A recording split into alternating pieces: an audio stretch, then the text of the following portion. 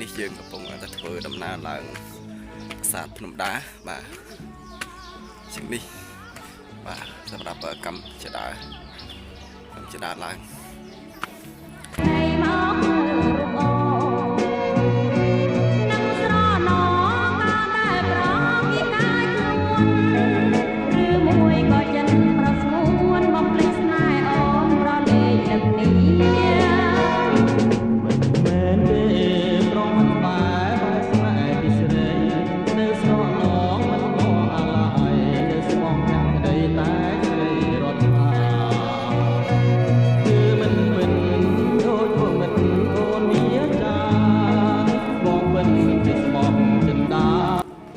ចឹងសម្រាប់រូងភ្នំនេះបាទគឺជារូងមួយបាទដែលត្រូវបានគេសន្និដ្ឋានថា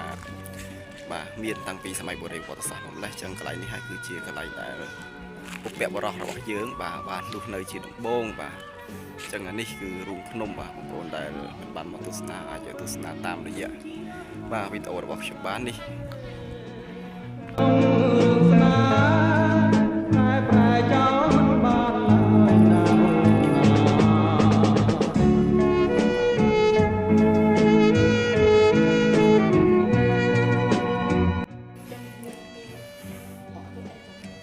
បាទនេះគឺរូងមួយទៀតបាទក៏ប៉ុន្តែរូងនេះគឺដាក់មានបាទសុំទ្វារបាទអញ្ចឹងនេះសុំទ្វារនេះធ្វើពីក្រោយទេប៉ុន្តែរូងភ្នំហ្នឹងគឺយើងដឹងហើយមនុស្សពីដើមគឺរស់នៅក្នុងរូងតាមរូងភ្នំតាមរូងអីនោះ